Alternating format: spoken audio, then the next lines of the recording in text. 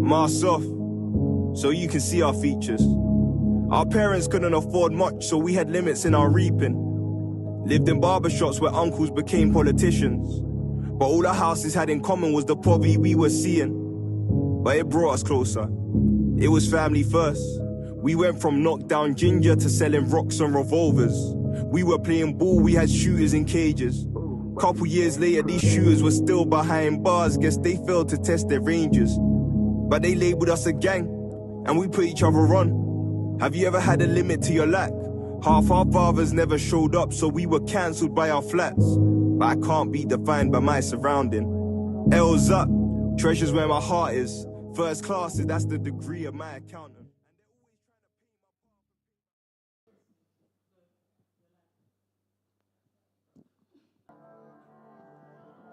Limitless Conversations.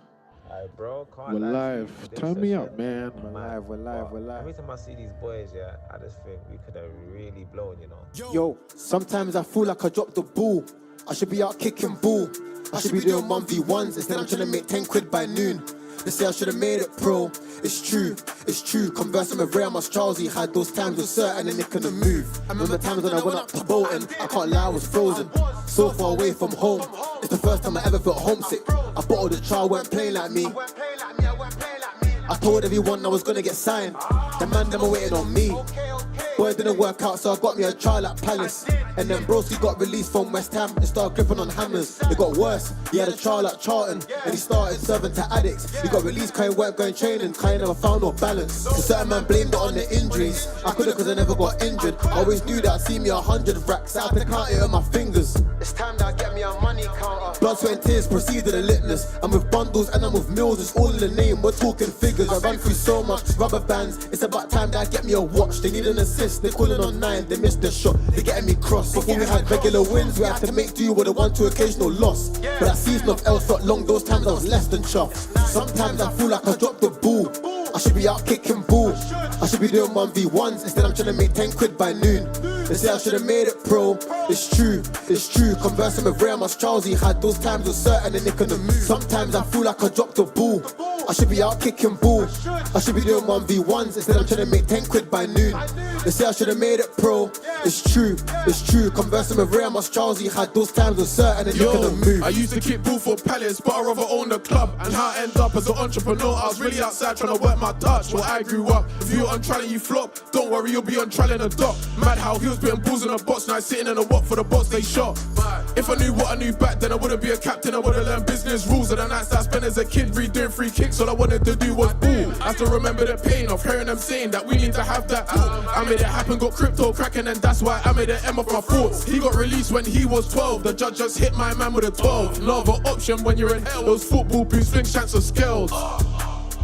It was football boots, flick shots or scales. Mercurials 9 to 5 or jail. Could've died mediocre, but we prevailed. Sometimes I feel like I dropped the ball. I should be out kicking ball. I should be doing 1v1s. Instead I'm trying to make 10 quid by noon. They say I should have made it pro. It's true. Conversing with Ray, I must Charlesy. Had those times with certain and they couldn't move.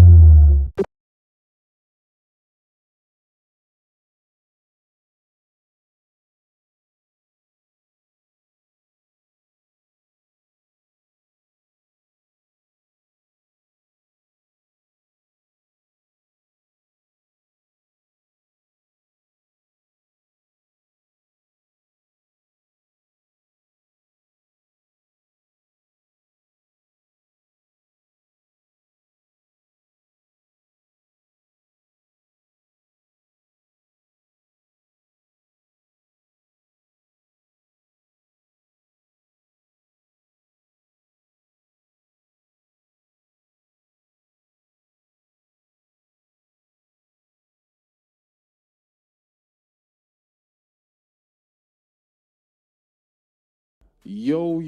Amazing. What is Amazing. happening, Hi, guys? how are you guys doing today? We're Hi, back. hi, We're hi. back. How many weeks has it been?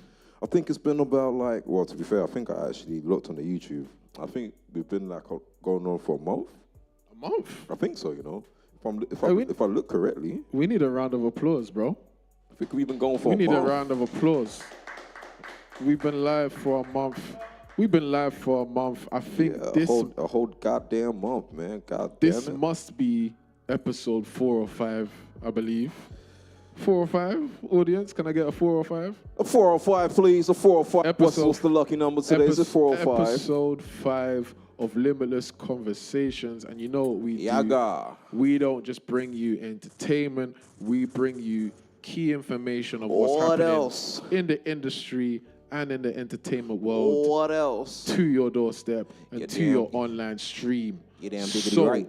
Before I welcome our special guest, our special guest, I just want us to review the week.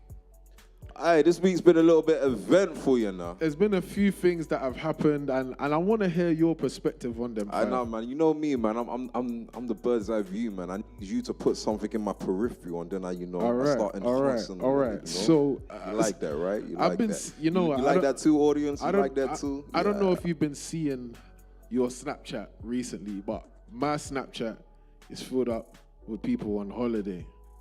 Yeah? I can only wonder where they are, though. Someone said, if your girl's in Marbella, she should just. Hey, someone said, if your girl's in Marbella, that ain't your girl. That's our girl. You should just. That's our girl now. You should just leave it. And the maddest thing is, I was watching somebody's shout out Paps on Instagram. Anybody follow Paps? Yeah, Paps? You know what? I saw some funny Paps? TikToks about Marbella. Listen, that Paps guy is so funny. I saw Instagram. I saw the reel today. I probably could show it, I wish we could show it, yeah. I saw a reel today, and he was on his phone. Well, he was on his phone to himself, but he was on his phone to his girl, and she called him. She was like, "Hey, boo.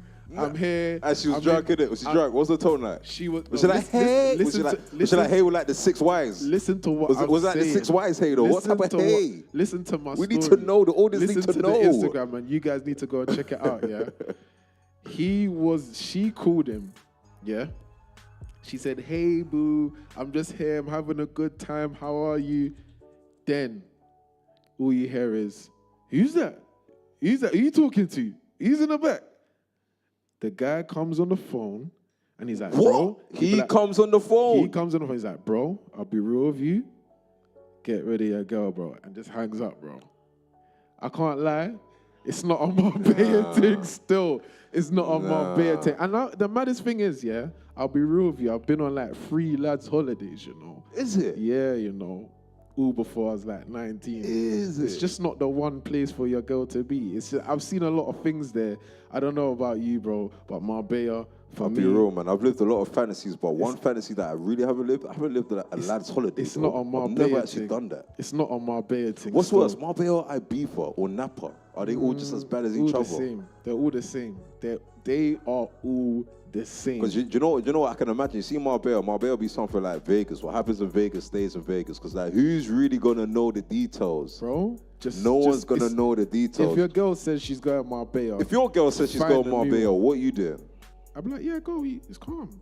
You can go. Yeah, but when she comes back, what is it? When you come back, you won't be able to get through to me. I can't lie, it's not me. It's not that. She can definitely go, though. No, yeah, of course. I'm not going to stop no one from going. Do your thing. In fact, I'll even pay for your flight. If that's your mindset, I'll pay for the flight. You'll be there. You'll be on the plane. But when you come back, there will be no comunicado.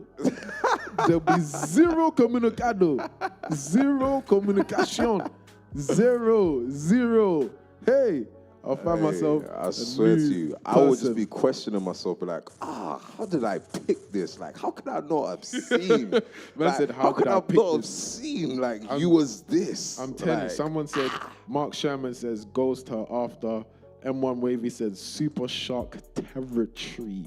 I'm telling you, super shark it's territory. Murky waters over there. You don't even want to be over there, my boy. What would you do if your sister was like, I want to go Marbella? Or not even I want to go. She's like, yeah, I'm going to go Marbella with the girls. crazy. Speechless. Crazy. She's getting disowned. I'll be real. So I can't remember what this guy's name is. You might remember him. Some guy, man. He's like some influencer. Well, I think he's like a dad or whatever. Yeah, he wears glasses, specs. Yeah. I think his daughters wanted to go like not Marbella, but they went to some next next like party island or whatever. Yeah. And Tutu's now. This specs guy, he's got to just booked a flight. I'll be real with you. I'm one of them. He's just gone there. I'm not. Furthermore, they're just not going, bro. They're just not going. Listen, Yeah, I've been Malia, Napa. I've been Ibiza. Yeah, man. What was Malia like, bro? Malia was alright. That was my first one. I was Napa like, bro. Napa was crazy, bro. Like, what do you mean by crazy? You got Napa was crazy. It was like, it's just a fun time. You know, with every word there comes a definition, right? It was I need you to define what it was crazy, bro. Not the Queen's English. It was crazy, definition, bro. by the way. Like the pool parties. Like, what does that mean? What's a pool party? Huh? I've never experienced that. So what's You're a pool by the party? pool and there's a party, bro. What? That's it. Like, no, it's just, Like, who's there? Like everyone's there, bro. What's everyone wearing? Like, what I'll you be wear at a real pool with you. party? I saw like loads of footballers are there. Like Jack Grealish, I was out That's there with cute him and that, as but well. what's everyone wearing though? Huh? What's everyone wearing? Like, what do you wear to a pool? What do you wear to a pool, bro? These are real life experiences I'm sharing on the internet, my brother. You God damn. Alright, cool. So 24/7 vacation, Baywatch. Yeah, something like that. It's not a 24/7. It's not a vacation thing. Not a vacation. That's the wrong word. And Baywatch. the maddest thing is, yeah, I only went for like 4 days, but it was a movie store. But crazy. Speaking of females and the female issue, it says I got another question because there's a few topics that's been flying around. It says, can female artists in the industry succeed without selling sex? Examples such as LMA. You know, I think you even know LMA, right? Yeah, we actually went to college together. Went to the was same in the college. same. Was in the same class. So people feel like she's kind of faded away in comparison to someone like an Ice Spice. But I don't think that's to do with the fact that she's not selling sex, though. What do you think it's because of? I think that's just because she's just. Well, I haven't been up to date with her music, but maybe it's just because she's not releasing as much. That personally, I think so. But you do know sex sells. Yeah, of course, but and people are more inclined to watch an Ice Spice if they're consistently bringing out stuff and you're constantly seeing her butt cheeks everywhere. Yeah, but the thing is though, I think like nearly every artist is selling sex in some sort of way. They're just selling it differently. Some people all in your face. Like Ice Spice, for example, she's abrasive with it. She's all in your face, like, yeah, nigga, look at me. Do you get what I'm saying? Then there's other women that are a little bit more tasteful with it. They might decorate it in like a relationship, or like for instance, LMA. She's talking about. Would you say that? Would you say that that's really selling sex though? Because at the end of the day, they're still talking about intimate situations with someone that they like. That's real life situations. So we can only exactly. And what happens in real life situations? Like for example, Sexy Red. What's that song that? Sexy Red. That's what I'm saying. She's a different breed. Like she's in your face with it. She's taking it like to a whole nother extent. But we can't say that everyone likes that. No. I'm not saying that everyone likes it. But when you go to the clubs right now, what do you hear? Do you hear LMA or do you hear Sexy Red? Shake that ass, bitch. Now shake that ass with me. You're gonna hear all that. That Sexy Red shit. Yeah, 110%. Do you get what I'm trying to say? 110%. So what do you think sells? Yeah, 100% sex sells. I think that's always been. We can't really deny that, to be honest. You can't deny it. You can't deny it. You can't deny it. As much as someone might want to deny, you can't deny it. Sex sells, man. What could sell more than sex? Is a question. Drugs. I don't think so. Yeah, no, but see, drugs only sells drugs sell more when you even intertwine it with sex. No, we're talking but what about do they associate? We're talking about music. No, but you see those drugs. That's a good question. Molly, MDMA. Do you remember that Skepta song where he just went on a mad tangent all over the house? Oh yeah. Do you remember that? Yeah. Anyone remember that? That was like a porno. Correct. What, you watched the video? Yeah, I watched the video. Did you watch the video? Nah, bro. That's you definitely crazy. watched the video. No, did he? I watched the video. I should be embarrassed. I watched the video. You watched the video? Yeah, this was like 10 years ago, bro. I was a youth. So, in your mind was just like experiment. You just wanted to know. What Skepta up to. I just wanted to know what Skepta was up to, bro. Was your virgin aside? No, and but even at that time, it was like, what's my man doing? It weren't like nothing to even look at mad. You're even thinking from what I heard, my man's moving a bit free. Yeah, from what I heard that video was crazy. It was all crazy. in the news. Even me watching it as a 18, 17-year-old boy, you're even thinking, bro, my man's a bit crazy with it still. Like, my man have fantasies, you know. Yeah, them man have fantasies that they really want to live out, you know. Yeah, man. Shout out my man. Anyway, you know, I mean, he lived his fantasy. Shout out Skepta, man. Shout out my man. Anyways, the watch dealer who got robbed. Did you see that on Shade Borough? Yeah, someone showed me that. I think it was S. You know, he showed me. Rest in peace. What do you mean R.I.P.? Is he dead? Who's dead? Died. The watch dealer. He killed what? You know. Yeah. He killed himself a day after. I think it was Mental Health Awareness Week or Mental Health Awareness Month, right? What the hell did they put him through? I think it's Mental Health. It's last week, yeah. And the maddest thing is, and we're gonna get back onto the watch dealer situation, but I actually went to. It's gonna sound like I'm crazy, but I went to like a wellness. I was gonna say like a mental health place. I went to a wellness. Me and S Rose, yeah, let me throw him in there. Went to a wellness event. Hosted by some good friends of ours, and they said something that changed the whole trajectory of my entire week. And let me tell you what they said. They said, do what makes you happy. Do what makes you happy. When they said that thing, it set me free. Because I started thinking about what makes me happy. What actually makes me happy? So what makes you happy? What makes you happy? Making music, releasing videos, seeing the feedback from those videos. So what did I do? I went to go and do myself a video. And I'm planning another one because guess what? It makes me happy. What makes you happy, Five? Nah, the same things, to be honest, you know. The same things. You know what? I don't know what really makes me happy. No. You need to find this thing out, you know. Because when you find it out, you'll be free. Time. What makes you happy, bro? I think it changes every time what makes me happy, man. I just want to live.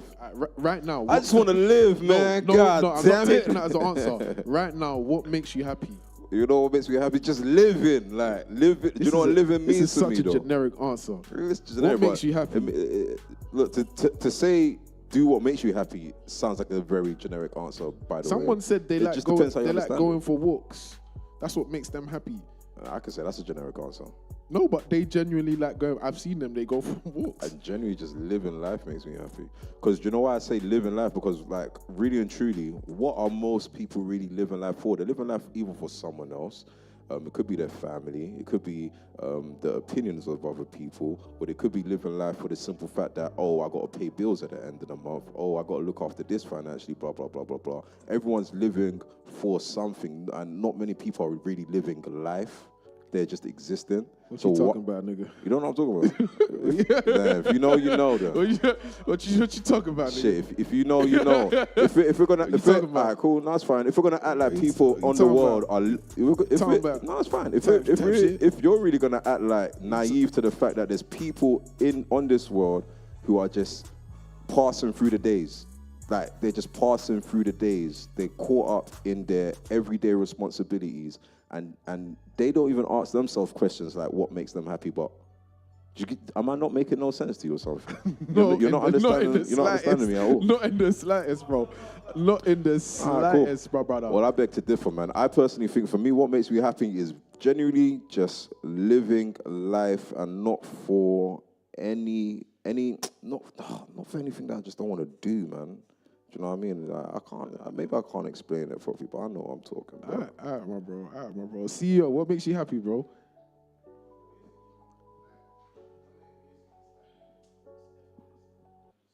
Does it because... Yeah, can you hear me, yeah? Yeah, I can hear you. Good. Yeah, for me, it's music, you know. When I make music, it's like effortless. Like, it's like something that comes over me when I'm coming up with a hard bar or when I'm hearing a beat that I really, really like, something like comes over me to like proper go into. All right, say no more. But obviously, of course, the sad news of the jeweler The jeweler passing away, that was really, really sad news. Rest in peace to Ollie. I went through crazy, man. I didn't know that he crazy killed ordeal. himself. That was mad. extremely deep. What did they put him through for him to do that? They came and they robbed his shop, and then the next day, I think the trauma of it, put him in a headlock, messed up his breathing. Did they kidnap him or something after? No. They just probably took his whole life savings, bro. Oh shit. Put him in a headlock, and then the next day, he passed away, bro. Committed suicide. Mental health. Check on your people. Check on your people. Check on your people. Yeah? All right. I got another. That's crazy.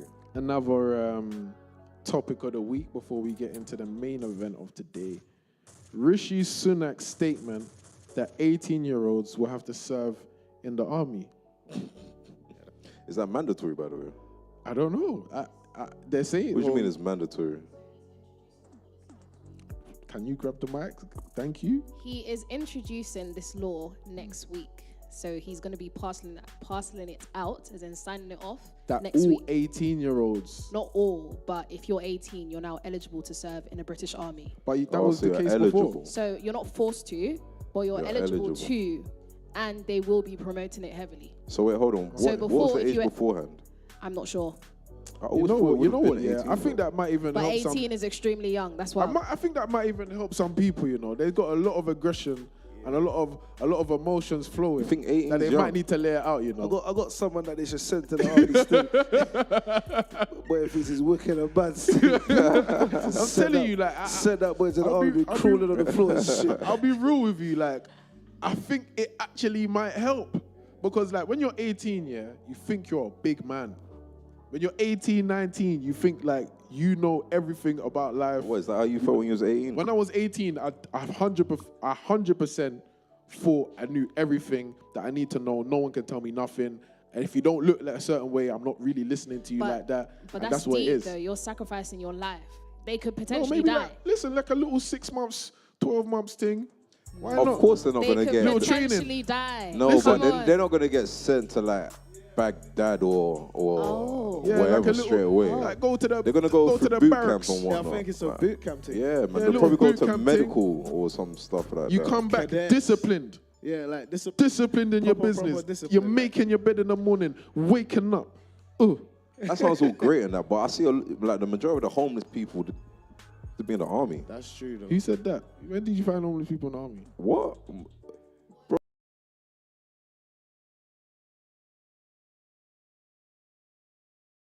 You do know. A lot of homeless people are from the army. When you go to the army, I've even seen some of these. They could be lying, by the way. But I've seen some of these homeless people definitely been like holding these words or whatever they write on anyway, and talk about I've served this, giving their army number, blah blah blah blah blah, and all of that stuff. I've seen that a few times. As I haven't seen it. Go on. Glasgow Homeless Partnership surveyed the local single homelessness population and found 12% reported having previously served in the armed forces. 12%, is that So high? 12% of the British population that is homeless has served in the UK Army. Man, I'm talking like it's 50%. Wait, hold on. Wait, first of all, but how that's fine. That's fine. But how much is the British? How much is the British population? How big is that number, please? Let's find out 12%. It's inconsequential, bro. It's Let's find out 12% of that number because you're just doing 12% out of 100, whereas the British population could be what figure, please? 66.97 million. Okay, as of 2022. And what is 12% of that, It's like please? 6 or 7 million. 7 million. And that's not high. Why? Because you're comparing that to 60 whatever million. I'm just saying. You said like every homeless person. I'm just saying. Is a part of the. I'm just saying, goddamn, and niggas you told me to do my statistics. I'm telling niggas, do your Googles. Do your mathematics in this motherfucker, man. When you go into the army, you do know that they've got a package for you to say that they look after you, bro. We know people in the army, fam. That's crazy. How long have you served in the army, by the way? Pardon? Bro, I spent 7 years in this army, bro. 7 whole years in this, 8 years even in this army, bro. Because this army is crazy. Bro, I spent 8 years in this army, bro. You telling me, fam? This army is crazy. Yeah, bro. This army is limitless. I spent 8 years in this army, fam. Never ended, bro. I mean, I've been going to war every day, fam. I'm crying. Every day, war with myself, cuz. I'm crying. What the hell? What you mean, fam? I said I'll go to war myself. Brad, we've got one question for you. Yeah. Somebody wants to ask you, or he wants to impersonate different rappers. So it's for the both of you, actually. Alright. What artist? No. What? You tell me what artist I am. Yeah? That's how we're going to do this. Go on. I got one. Yo, my brother. Yeah, my brother. Rimsey. It's got to be Rimsey. That's Rimsey. Rimsey Hey, says, fam, yo, my brother. Yo. Yeah, hey, fam, you got to do an impersonation. I'm going to do an impersonation of an artist who actually attempted to do an impersonation. Alright, go on. T. Wagwan. Banter. Banter. What else did this guy say, man? He said some dumb stuff. Report. You don't see this video. You don't seen the video, Little Baby trying to pretend to be English. That Little Baby, yeah? Yeah, I see that. But you know who was pretending to be? Crying. Anybody see Drewski? Anybody see Drewski's video of him trying to be like he's from UK? He had the night tech on, yeah? And what was he saying? Like, spooky. Starts to get wet like mandem. Yeah, spooky. Spooky. You see, Drewski's coming to the UK on the 1st of June. This is not free promo for Drewski, but Drewski is flipping funny. Cool. I can't lie. What artist am I? Drew out for the Braca. What's that guy's name that thinks he's Jamaican? M.R. That white guy that thinks he's Jamaican, innit? Shout out M. I forgot his name. Radam. Shout out M. The boy can't take my foot out of the boy, they can't. You know what's so funny, yeah? The first time that I met him, we met him at Nines invited us to his birthday. He done go-karting, yeah? This guy was rapping. Do you remember us? He was rapping and he has a serious British accent. Like when you talk to him normally, I found that so funny. But anyway, guys, we have a special guest with us tonight. Now. Make a round of applause. However, I'm going to introduce him. His name is Daniel, and he is an A&R. We had an A&R on last week called Lunik, and we asked him some questions. Asked him some few questions about the industry and where he sees the future of the industry going. And we've got a few questions just to ask him because I was sitting down with somebody today. I was sitting down with SK from Finesse Forever, manages Ross and manages AM and Skendo, a few of other people. And he was just talking about the flow of information. He doesn't feel like the flow of information within the industry isn't coming down to the ground. It's not coming to the artist. It's not coming to the engineer. It's not coming to the producer that's in his room. He's 12, 13. It's like we have to find our way into knowing the information. So he said, what you're doing and platforms like this is essential and very key to our community, not just the black community, but the music community worldwide, especially within the UK. So I want you to make some noise for our guest today, Daniel, the A&R. Come on, man. Let's go. Thank you. You saying, my brother? Not bad. Yeah? All right. How you doing, my bro? Yeah, don't leave me hanging there now. Don't leave man hanging there, yeah? All right, my brother. Live, First and foremost, how have you been? Bro, I've been good, you know. Yeah? It's a late one, but you know what, we'll do what we can. Yeah? I'm doing good today, you? Man, I'm good, my bro. To this, man. I know you've been in the studio late nights with your artists before, man. Like crazy nights. You ever done it all now? You know what? Like the worst session I've stayed up like until probably like 7 a.m. You know? Yeah, man. See, that's lifestyle, man. Yeah, Shit. it's a lifestyle. 7 a.m. 7 a.m. Damn. Yeah. Who was that with? 163 Mugs. 163 Mars. Yeah, okay, yeah, he's French blowing artist. up in the drill community. I've been seeing him. Just gone up to NQ. Okay. The ones that dove like H. Yeah. But he's really good. That's proper. So have you dealt with him like prior to him actually coming into the scene, or was it something that someone put you onto? So basically, there was a song that I basically coordinated when I was at Mixtape Madness, and obviously he was like the UK artist, and there was a French artist that I worked with. Yeah. So I was like the A&R leading the project. Okay. And obviously, like that's when I worked with him. And this was like 2 months Damn, ago. big up Kenny Like, All-Star on the 2 months stream. ago. Shout out Kenny All-Star, he's on the stream right now. We see you, my boy. And Drip said, I'm going to send him some of your beats to see what we can do. Hey, Kenny, we need you on the stream next, you know. 100%. We need you, man. Gotta chop out like old school days. Where are you from? Country. The best country in the world. Take a guess.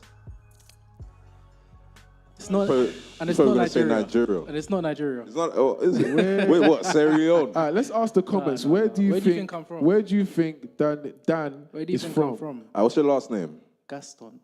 So The way you said it is Gaston. You're yeah. a Français. Yeah, that's what it sounded like. Français. Gaston. Yeah, Daniel Gaston. Ivory Coast. Hey, somebody said Congo. That's what I Straight thought away. first. I'm half Congolese. Half Congolese. In fact, where's the other half? Where do you where's the think other half? this man is from? The other half of himself. Nah. Belgium. Nah. Belgium. Someone says Belgium. Kenny says Belgium. Looks Congolese. Le Congo Bongo. Mama Nangai. Hey. Let me just spoil it. The other half, Angola. Angola. Yeah, Angola. Man, you said the best country. You got some heart. Say something in Lingala for us. Lingala, was that bien? Which means, are you good? Are you fine? Okay. And what do you reply to that? Which means, are you good? Yeah, but I'm fine. So you reply like, naza bien. So like, the same thing. Yeah, basically just. Naza bien. Yeah, I'm fine. How can that mean I'm fine, and how can that mean how are you and I'm fine? Wait, hold on. How you say how are you? So how are you? You say Ozabien. Oh, okay. Ozabien. And then you respond like Nazabien. Okay. Like that. Nazabien. Yeah. Okay. All right, cool. So let's get into this. You're I'm ready. You're an A&R. How the hell did you get into A&R? You know, it's rough. You know, it's the trenches, man. Because like to get into the industry is not as easy as you think it is. Like you have a lot of people trying to you, not really like put you on and stuff. So you have to really do a lot of things yourselves. So my journey as an A&R really started as an artist manager. Okay. And this started when I was at university. And obviously, university, you're trying a lot of different things. First year, you're going parties, you're doing a lot of things. And obviously, there was an artist I came across, and he was friends with an artist called Darko. And at the time, Darko had a song called, what song was it? It was called Gangster. Okay. Don't you remember that song? Yeah. It went really viral. Okay. And then I was trying to figure out different ways to like maybe get in around that circle, or like just around the people that she's around. And obviously, I came across an artist called Curtis J. And he was like, he had a song with Darko, funny enough, that came out like 2 years ago. That came out like 2 years before she released Gangster. Okay. And then at the time when I was at university, I was also working on events. I was working as an events promoter with one brand called Uncle Tio PR. Okay. Because obviously I went university in Coventry. Yeah. But you know when you're in the Midlands, right? You've got universities like Birmingham, Coventry, Leicester. It's all together, so you can kind of maneuver quite fast. What uni did you go to again? Coventry. Oh, you went Cov, yeah? Yeah. Okay, cool. Did you go there as well? Nah, I went Leicester. I went DMU. I always forget you went uni, you know, Kofi, you know. Seriously, my boy. Yeah, I went DMU, man. Crazy it's times. crazy, man. Like, crazy. What's that venue? Blueprint. Liquid. Blueprint? Yeah, do you remember Blueprint? Yeah, there was yeah. Blueprint, there was Liquid. There was Liquid Blueprint. I think there was Quarter 25. There was quite a few. There was quite a few, man. There was even one like Hall that people used to do. Like Viva Hooper used to do their events. I can't relate, you know. You didn't go uni? Yeah, I just feel like I'm third wheeling right. No, honestly. So you got into it through that, through artist management. Yeah. So funny enough, like obviously I didn't realize at the time, but like when you're doing events, a lot of these artists need shows and stuff. So the first time I met Darko was actually at that show. But we didn't really have a conversation, and obviously from that show we did, because we hosted Pop Smoke. Yeah. Oh, down. Yeah, we did Pop Smoke. You hosted Pop Smoke? Yeah, we did Pop Smoke. At a uni rave? Yeah, we did Pop Smoke at a uni My rave. boy, R.I.P. Pop Smoke. R.I.P. Man, still. So with that, I think... Hold on. Let's slow down. What was it like? Obviously, Pop Smoke must have been on the rise back then, but what was it like? Not as having him as an artist, because we want to get into the information flow for somebody that wants to get into events. What's it like booking an artist like Pop Smoke? What are the hurdles that you have to go through? Who do you call? Who do you even contact?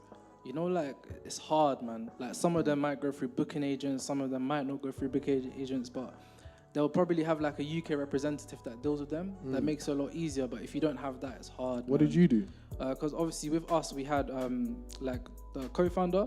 He obviously went out and reached out to the UK outlet that managed to book Pop Smoke. But the problem with that was that like so many other people wanted him in the UK as well. Okay. Yeah, but we just managed to grab him. How much was he?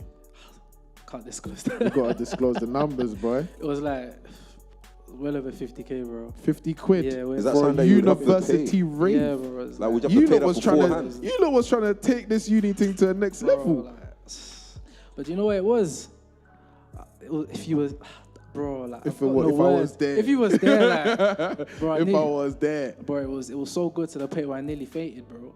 I nearly fainted, bro. No, I feel you. You see, even like booking someone like him, do you have to pay him in advance? Is there like a deposit, or you just pay it all? Nah, with most artists, you can just like pay half, and then obviously closer to the event date, you can just pay the rest. What happens if they run off for your P's or they just don't come? You have to get the contract in place.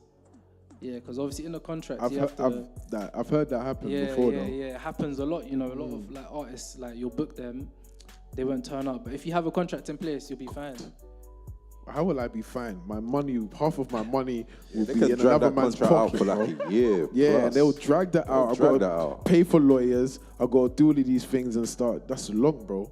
Yeah, but bro, that's never happened to you. Nah. Thank you. God willing. That's good. I've got another question for you. What's up? What qualities do you look for when scouting new talent? You know what it is? Like, I like to actually be present with the artist. Like, let's say, for example, I don't really pay attention to TikTok. Like, TikTok might be great and stuff, but I want to actually build a connection with the artist. Like, you know what?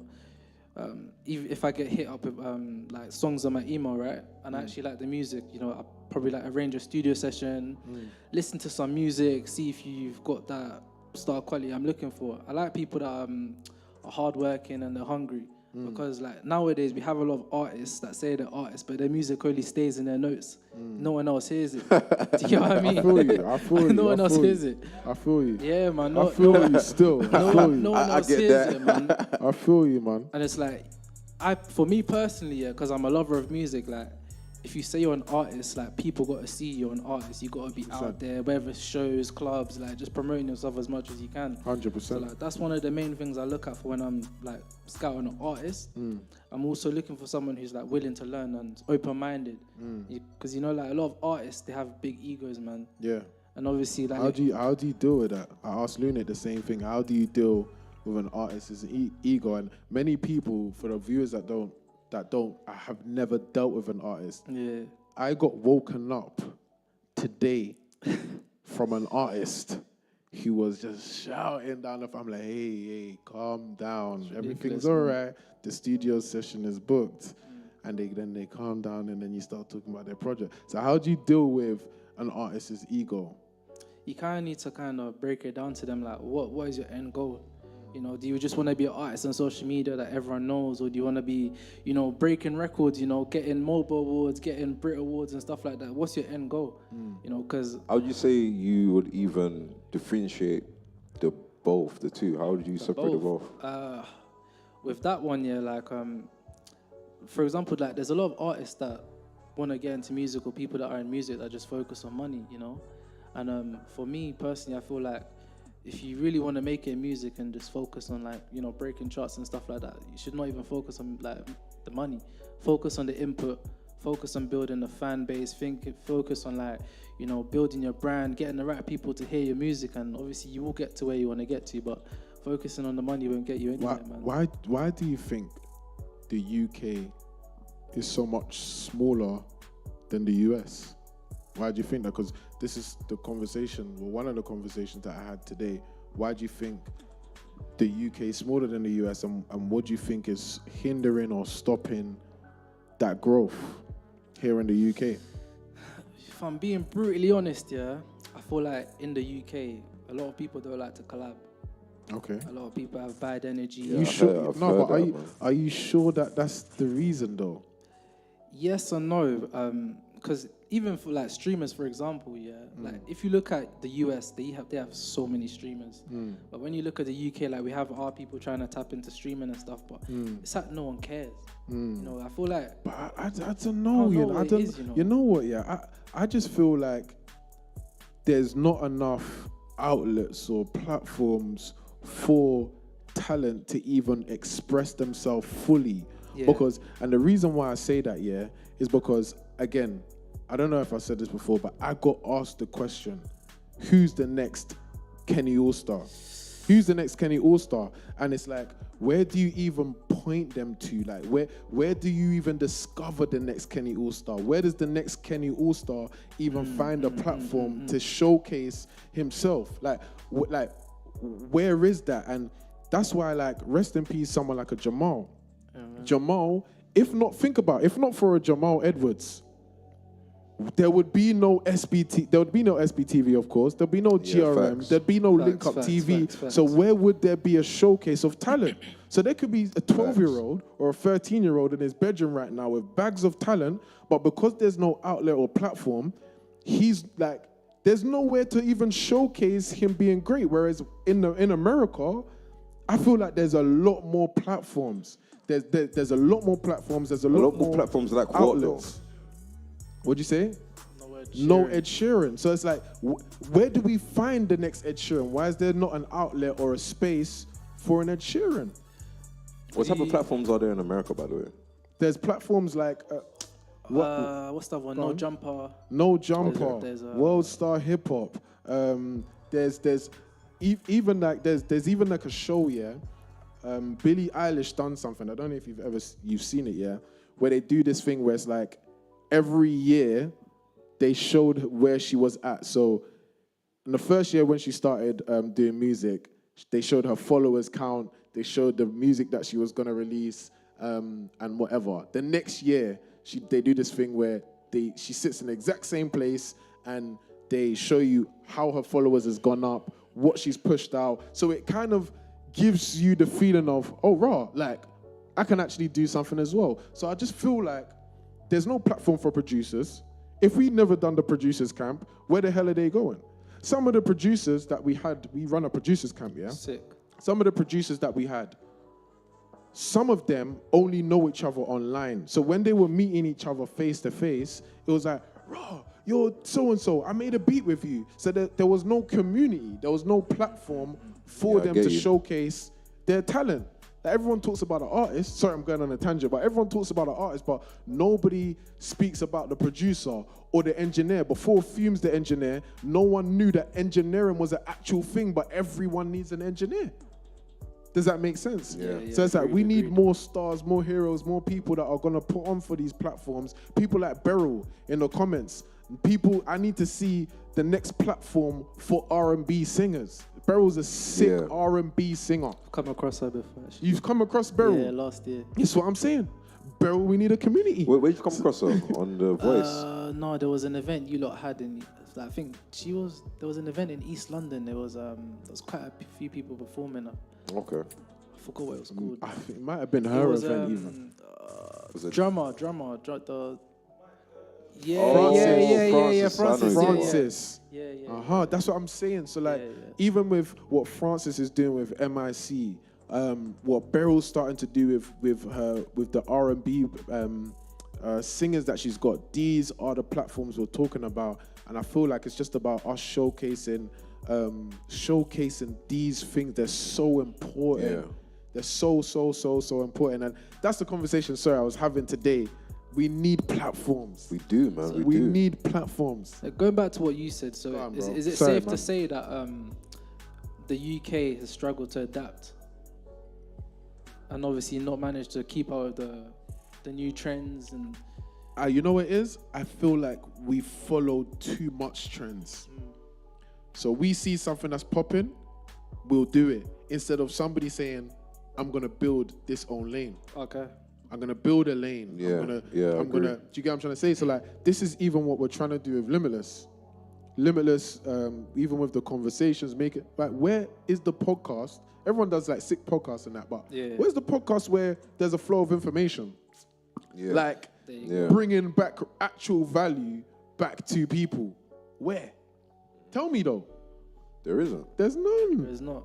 Do you get what I'm trying to say? So that's the flow of information is actually being stopped somewhere. So someone can reach a point, like you said, they could build their fan base, but it's like, what next? Where do I know about lawyers? Where do I know about contracts? Where do I know about all of these things? So that's the kind of conversation that I'm even trying to get involved in myself and try and figure out. That's the dilemma I'm in. And I actually want to find out from you what makes you different from a normal A&R, because the consensus in the rooms in which I'm speaking to is that A&Rs, they don't actually care about the artist. They don't care about the artist. Yeah, I've heard that a lot. Do you get what I'm trying to say? They just, you know, I feel like they don't. You know, I feel like they don't. You know, I feel like over time, because obviously, in music, you want to make money, and it's almost like winning the lottery. Because you never know who's gonna be a hit artist. You never know what's gonna be a hit song. What you think is gonna be a hit song? Like, I'm pretty sure there were songs that you probably didn't like when you first heard it. Maybe never told the artist or whatnot, but it blew. Yeah. Like, do you get what I'm saying? Things like that, we just really never know what the actual, in quote, magic formula is. So I feel like A&Rs, and which I get totally, is the fact that they're going to want almost, in quote, like a finished project or something that they can be at least 80% sure on. Sure about. But the development side's gone out the window. Exactly. So with that 80% certainty that they want in artists on their success, there's no development on the artists themselves in their characters. That's why it's no surprise that we see artists get to some sort of level, and then you know what happens with the higher you go, new levels, new devils. They encounter certain situations. It could be domestic or whatever, and all of a sudden you see their name just all sprawl out on some newspaper. Not only or anything like the that. quality of music in the UK is going down. A lovely topic. No, there's no care. People don't care no more. I don't think there's character in the UK. There's no. I don't think there's no character. But that's what I'm saying. There's no care to develop that. Thank you. There's no care. That's what I'm even saying so about the A&Rs. Artist development is That's what I'm talking about, the A&Rs. I'm looking at the A&Rs. So the A&Rs want the finished product, like what Five was saying, but the care in development has gone out the window. You know what they was doing to Michael Jackson at the age of 5? The age of 5 and the age of 6, they was they was locking that nigga in the room. They were training that nigga up from the age of 5, nigga. The A&Rs want the 80% finished product. Do you get what I'm trying to say? Sorry, I'm passing the microphone to Estros and he's gonna talk. Do you know how I know that this conversation is very intriguing? The amount of times that I've seen this man grab his cup here and drink here. Yeah, for real. He came and said, "Nah, guys, I don't drink. I don't want to drink." I even felt the breath. I'm like, God damn, nigga. Okay, so as an A&R, somebody watching, I know there's a lot of people watching from our community. What is one thing that you feel like you can do personally that's better, that will help those people? Because as Brent said, there's a lot of A&Rs that just care about the finished product. But I assume that you're an A&R, you're an artist developer that actually helps artists get to a certain stage. So what things did you think that you will bring differently to the entertainment industry? We know that we've worked with the likes of 16 Marks, you worked with people like Ross, you worked with so many corporations within the music industry. What things do you think that you're bringing different to the table? Do you know what the main problem is right now? A lot of A&Rs, not even just A&Rs, like labels, for example, they've kind of thrown out artist development out the window. And obviously, like, when you don't have artist development, you will have, like, patches, like... You're going to have a lot of patches. And obviously, I feel like the one thing that messed it up completely is TikTok. I'll be honest. Why do you say that? Because, like... You think TikTok messed up artist development? Yeah, like, look at it like this here, from another perspective, like... There's a lot of artists going viral on TikTok, I know what he's going to say, And then record labels are like, we want... the song that's gonna go viral on TikTok. You have to do this. It has to sound like a TikTok sound. You have to make a song that trends like this, like that. If it doesn't trend, then we don't want it. It's not even music anymore. Like the industry now is like data. Like what can do the most numbers. This is hurting my soul. Yeah, man. Yeah. if you can sell, like, for example, like, you have an artist that, you know, they'll do like tens of thousands of sounds on TikTok, and then the label will sign it. They'll do 2, 3, 4 remixes. Yeah. Yeah, literally. Yeah. There's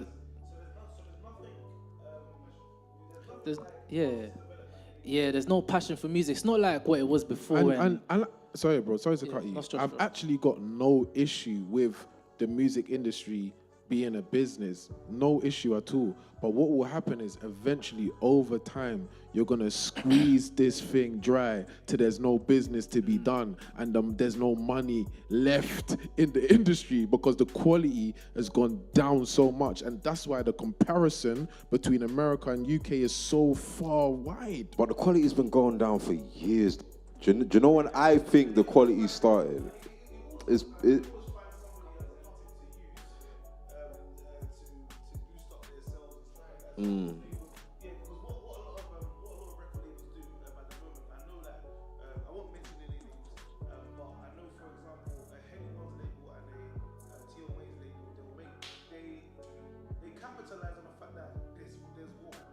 And I know that they're not even looking at how talented the artist is, they're just capitalizing on what sells. That's literally. So what do you think that you could do to change that conversation, or what do you think that we could do as a community to change that conversation? You know, going back to what you said with producers, like, there's a lot of producers that work with each other online, but they don't know each other. I feel like it's like setting up more camps, getting more artists in the room, like collaborating with more people so people feel more comfortable. So it's not just like you're just doing everything online and just looking for the next best hit on TikTok. Because I even know some A&Rs that will pay people as little as 16 to sit down on TikTok like 3 hours a day to look for the next hit. That's how bad it is. Swear down. That's how bad it is right now. That's crazy. I'm glad you said that, right? Yeah, because and I feel like Estros is even getting gingered by this conversation. You know, the next producer camp we're gonna be involving this young man called Daniel, because there's a reason why. I feel like we need to bring back more value into this industry. I'm telling you, otherwise we're gonna see. I don't know what the issue will be later on, but there'll be an issue. There will be an issue, and you'll be hearing that TikTok music that you keep hearing. And I've got no beef with TikTok. Because you know what it is like? For me personally, real music is made in the studio. You make it in the studio, then you can bring it to TikTok. Don't just like sit down and just drop it on TikTok and just think you're gonna go viral and then get upset when no one views your songs. Like, gotta get in the studio, man. You got a question? Okay, so we have a large group of musicians. Sick. What are some of the strategies that we could develop? Because I know many of them are listening now. What are some of the strategies that you have or you feel like you can bring to the table to actually make them more visible within the music industry? Sick. So I don't know, like, for example, like every artist that gets in the industry, right? They'll probably have like one artist they look up to or a few artists that they really like. So like one of the strategies you can use is like look at their branding. How do they brand themselves? Maybe find 5 artists similar to them and then create your own brand, create your own identity, your own image, and then just go off and use that as your identity to step into the industry. Because a lot of people nowadays, like, they don't know where to start, they don't know where to look. And also it's like, maybe, like, let's say, for example, like, your sound is like it's a French sound, right? You need to be following all those A&Rs, all those label executives in front. So it's like they're looking into your music. Because, like, this is a controversial statement, yeah, but I feel like when you're releasing music and posting music, I feel like your friends aren't going to be the one to support it. It's people you don't know. 100%. It's people you don't know. It's not really their job 100%. to, though.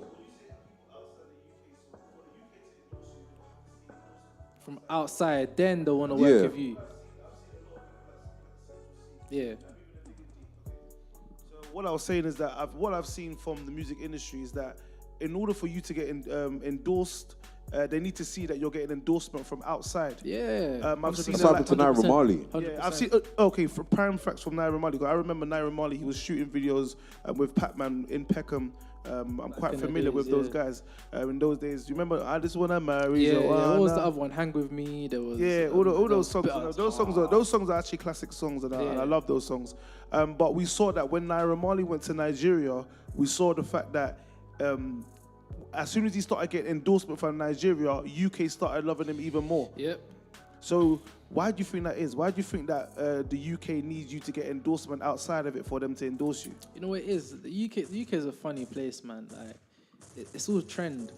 Like they don't want to be the first person to get in with that person. That's what I'm saying, man. You know UK what I just mean? they don't want to start They anything. don't want to start. That's what I was saying man. about. They don't You wanna see what start you're anything. Five. You see what you're saying about like the character and that. It's because there's like we're trend following.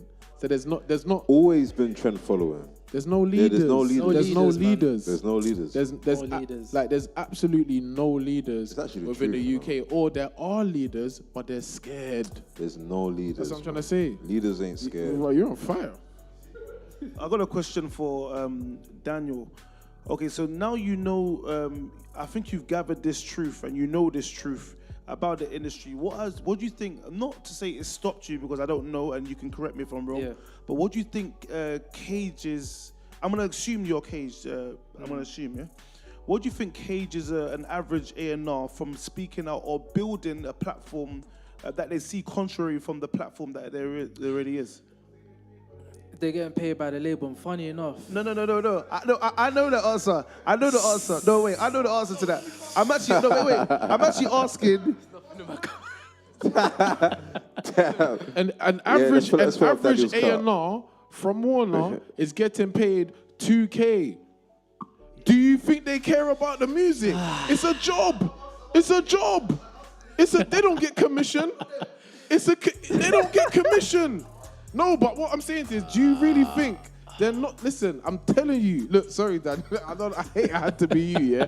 But listen, and Daniel sipping on we're gonna make this better, yeah. But what I'm saying to you is, look, the average A&R, not Daniel, is on 2K a month from Warner and Universal. They do not care about the artist. They have targets they need to hit. Come on, bro.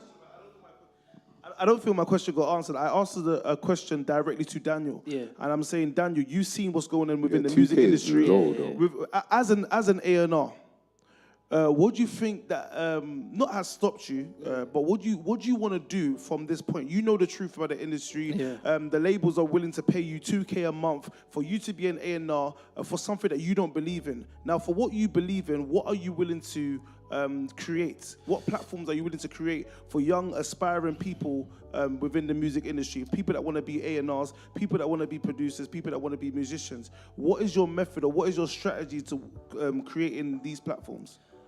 Funny enough, I felt like I was caged before, but like just came out the cage, and obviously the reason being was that I feel like where I was before, it was just about what's been trending on TikTok, you know, what's pulled the most numbers, like, and obviously like there were certain people that would just sit down and like I said before, like they'll be paying someone to just sit down on TikTok to just, you know, look for the next best hit. And obviously from where I've come from, like grinding in the studio, sitting down for hours, like making songs, and then the song blows up. Like I'm not used to that, you know. I feel like I'm a traditional A&R where I will sit in the studio of an artist, I'll go to the session, like whether it hits or not, eventually one of the songs will hit if we have a good strategy. And where the industry is right now, I feel like it's in a weird place. Like no one knows what's next. No one knows who's gonna trend. Is that necessarily a bad thing? It's though? not a bad thing. Can't we? If I'm gonna be devil's advocate, like, can't we say that's just the evolution of music? Exactly. And Exactly. Is the evolution of music bad? No. To the point where anything basically can go viral? Because, and the reason being why anything can go viral is simply because the way music is now consumed. Music is not just consumed by just like listening to music on your Spotify's or anything like that. Some people don't even necessarily know most songs that go viral on social media are songs that are not even actually listened to. They're just songs that are just a part of a content video. Agreed. That's what actually makes most of these songs go viral on those platforms like TikTok, Instagram, etc., etc. Now, is that a bad thing, or is that something, or does that now pose a new question to us as A&Rs, musicians, executives, etc., etc., on now, how do we solve the new problem of fitting into this gap where we can now almost manipulate the algorithm or make the algorithm work in our favor? How do we find a solution to that new problem? Isn't that a question that maybe that we should be more looking into? Because I wouldn't want to necessarily go back to tradition, because maybe there's a reason why things evolved from how things evolved from. Because really and truly as well, now it even puts more power in the artist's hands. They can make more money. Yeah. Because before it was just the labels that were making money. Yeah. It was just the labels that were making most of the money. But now the power's kind of shifted, so to speak. So now, is that necessarily a bad thing? I guess it's a bad thing for the labels, but maybe there's a way where, as like the new generation labels, we can still make as more money, or even maybe more than the previous labels in the old-fashioned way, with this new method or this new approach of how music is being consumed. I'll be real, like, I feel like where we are right now, I feel like this is the best time for independent artists to put out their music, because everyone's watching, right? You have a lot of the big artists that aren't dropping music. So who are they looking at? They're looking at everyone else. They're trying to grab inspiration to see who's doing what, like who's making the most noise. So this is like probably the best time for them to drop music, right? And where we are right now, where there's a big uncertainty on like who's going viral, because I don't know if it goes for the same for you guys, right? But me personally, I don't know. I can't like put a finger on like one like UK artist that's gone viral this year. That's not already known. I can't think of anyone. I literally can't. Do you get what I mean? So it's like there's a lot of room for independent artists to go viral. If there's so much room, why is it that not one UK artist has taken that space? I don't get it. What is it about UK? Because I'm pretty sure in America there's a lot. Yeah, that's a good question. That's what I'm saying. That's a good question. Because look, why are artists like Cash Cobain going viral? Does anyone know Cash Cobain in America? Yeah. Why are artists like that going viral?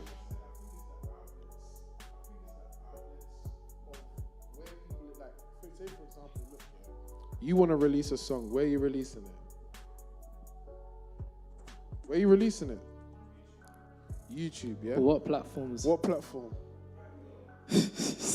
Grime Daily. The one that Link just Up got TV. sold to someone who doesn't care.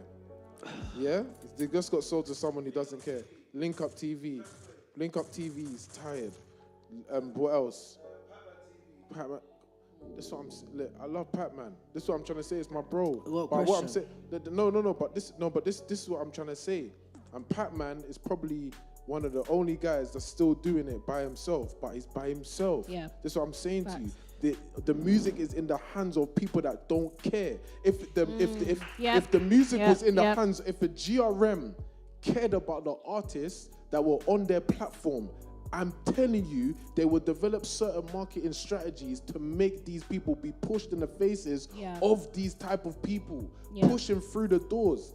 I've not seen that since Jamal Edwards, when he was taking nines by the hand to go watch tennis with flipping Roger Federer. This is what I'm trying to say. There are people that genuinely do not, the music is in the hands of people that don't care. And the independent artists don't know what they have to do. Yeah, you're going to put your music on TikTok. You're going to put your music on, that's what I was saying about the middle ground. No one's taking these guys further. So like, we're having to do groundwork, having conversations with people every single day. With like, just to get in on the back end so that when we drop music, we can send it to them. Do you get what I'm trying to say? Yeah. I feel like that's what the issue is. And Bread, I totally agree with you. Listen. This is no offense to Posty as well, but Posty sold GRM. I didn't even know that. Posty sold GRM. The music's in that. Listen, he gets paid £350, or GRM gets paid £350 every single time you want to upload your song. But that shouldn't be just a ground where you upload your song. It should be a ground. It should be an agency, really and truly, where you upload your song. They're gonna show you, we like this song. Do you want to do this with this? We're gonna push you in front of this person. It should be like that. Or more groundwork should be done on the back end, that when you do upload your song, there's certain channels that it goes through. I feel like people are stopping that from happening because they feel like it's going to F up their bag. When really and truly, if you break open certain doors for certain artists and whatever, it's actually going to create more of a bag. So that there's going to be more money within the economy for you to sustain yourself. It's in the music in the UK is in the hands of people that do not care. Simple. You know what? Off the basis of what you said, everybody's clapping in the studio right now, and I know a lot of people have got the insight that they need. Definitely, I feel the passion coming from you, brother, and I know that you've entered into God mode. And when you enter into God mode, I love you when you're in God mode. And I totally agree with you. The music industry, or the leaders of the music industry, or the leaders of certain platforms within the UK space have sold their platforms cheap. And they don't care about our community. But now I'm saying, okay, for us now, we do care about our community, and that's why we set up things like Limitless Conversations, and Limitless Conversations only just driving us to what we actually do. We have a studio in the heart of Chelsea, and we're actually currently building a record label as well. And we need the expertise of yourself, Daniel, going forward. No. We are working with Dan. We need Dan. We need Daniel. We need Daniel. We need A&Rs, we need people in the back end so that when we have an artist, when we have a producer, when we have an engineer that we can tell has the potential, he's not gonna drop something in the ocean. It's boom, Agreed. Limitless, Dan, whoever it needs to go to. That's what I'm trying to say, people who care. So Daniel, we need you need us, we're working together, is what it is. Shake my hand, sir. That's what we're doing. Shake his hand. Thank you. Okay. Okay. Yeah. So that's the end of the show. We're gonna be rounding up from here. I got one question. Wait. Hold on a second. I got one question. One question. So you see where you said the UK has no outlets, right? If they have no outlets, do you not think it makes sense for like them to go out and collaborate with other people? Like, for example, let's look at this case study, right? Central C, I don't know if you remember the song Eurovision. What he did was that he went and collaborated with artists from France, the biggest artists from France, I think it was Spain, Italy and stuff like that. Yeah. Yes, he led. But it took him as the artist to lead. It took him to lead to say, I'm gonna do something else outside of the grain. Yeah. Do you get what I'm trying to say? So, and that's not. I think he also had a good manager as well. And YB. No. Sorry, he led. He had leadership to lead. Yeah. Somebody who cared about the music, who cared about him as a person. If you go and listen to his manager, he will say that he cared about him as a person to know that, cool, we need to start doing things this way. And this is why the flow of information needs to happen, especially on platforms like this. I also think like with the big artists, I think they're too laid back. So I think they've got the bag, they've got the comfort of doing what they want, and then they don't go back into the community. Yeah. If you look in America, all the biggest artists, they go back into the community and they bring up a young fuck who do a gunner. Go over to America, you're gonna see care about the entertainment industry. See that a young thug will put on someone like Gunna, Lil Baby. You're gonna see care. He's raised people. He's given people positions. So even if he's not like presently around now, he's still made impact. And we haven't seen that within the UK, and that's what we're actually trying to do. What big artist in the UK has done that? You know what? I've got one. Go on. Yeah. Look, trying. There's somebody that's actually currently doing it. Yeah, currently doing it. Yeah. And that's Potter Paper. Potter Paper is actually put on. Yeah, I've seen it. Potter Paper's actually put on Twin. He's put on K Money. K Money. He's put on KB. He's put on AB. He's put on Twin from Beckton. I know him as well. And he's put on a few people as well. And I've seen what he's been trying to do with the music industry, and I love the fact of what he's doing as well. I'll leave it there. Yeah, I was just gonna say, like most of these artists can't be laid back because they haven't recouped. And secondly, as well, what was I gonna say? Artists as well, the example I gave is Central C. Like a lot of these artists that you mentioned, like Young Thug, whether it's in America or France, a lot of these like international acts want to collab. UK artists still want to do that. So let's say, for example, we take one artist from the UK and they collab with like all the biggest artists in France or the US. Does that not make them one of the biggest artists in the UK? Because who else is getting that collab? 100%. You know what I mean? So. And this is why we have podcasts like this, so that we can hear from you, and that hopefully an artist watching today can take this and think to themselves, you know what? Someone like a Beryl looking for the next R&B singer in France and just caring. I just want to say one more thing. Yeah, there's an artist I'm working with. Yeah, he's not the biggest artist, right? But I don't know if you guys have heard of MHD. No. He's like one of the biggest artists in France. Okay.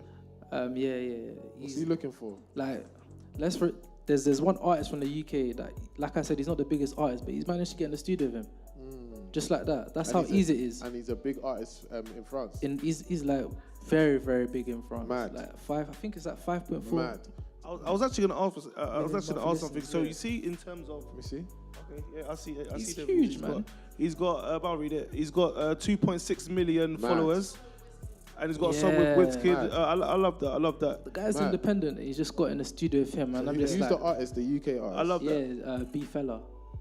Also, I was actually speaking to somebody that owns a major corporation within music. I wouldn't want to mention the name, but they actually said to me that in terms, if you're trying to release music and you're trying to be effective with releasing music, it's all about who you know. So plugging your music into Spotify playlists. Everybody's trying to get that access into a Spotify playlist because that's what actually gives you the streaming money or the streams that you actually need to actually be successful within the music space. I think I was having a conversation with Bread and another rapper that I won't mention right now. And one of the rappers actually got, 200 million streams, which accumulates to 900. I think, was it 200 million, Yeah, 200 million streams, which accumulated to 900K in profit.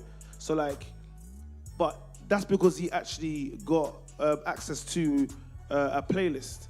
So I think that for certain musicians, it's not about you just making the music; it's about who you know. Who you know as well. So it's all about networking, and that's why we brought you down on a Limitless Conversation to have those conversations because we believe these conversations will definitely be an entrance point for somebody else's brain to spark of thinking how to get creative and innovative with their music. One day we'll have the head of Spotify playlisting on our couch, and we're gonna be asking him these questions. So it's like, I just want us to know what we're building here. Do you understand? And why we've even invited you, because we deem you as somebody that we recognize is trying to change the music industry.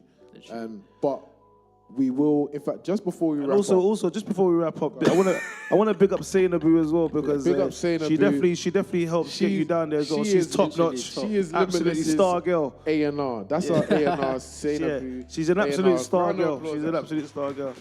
Star girl. Thank you, Sainabu, for inviting Daniel down, doing the Zoom calls, putting us on the Zooms with Dan and a few other artists that we have. So for those of you that don't know, before we even get a guest on this chair, Mondays we'll do a Zoom with them. Wednesdays they'll probably come down to the studio, and then the following Wednesday they'll probably be here sitting down on our chair. So we've actually had a chat beforehand. Yeah, literally. And we've chopped it up prior to this. I threw in a couple curveballs for you on today's show. But I just want you to, first and foremost, as we round up, list us some of the names in which you've worked with today. I feel it's been extremely insightful, not today, but list us some of the names you've worked with within the past and where we can find you on your socials and stuff. So I've been in studio with people like Rimsey, King Promise, Cairo Keys. We've had events with Central C, Sarkodie I've worked with. We've worked with Davido. We've worked with King Perry. Shally Poppy as well, actually. Worked with him. There's Tia Collar. There's so many people. I love Tia Collar. I went to Tia Collar's show, I think it was last year with Brent. It was sick. That was absolutely electric, mate. I'll tell you I've what. been to some concerts in my life, but that was one of my best concerts. Did you go? I wasn't there. I was at the after party. I should have been there, man. My man is wavy.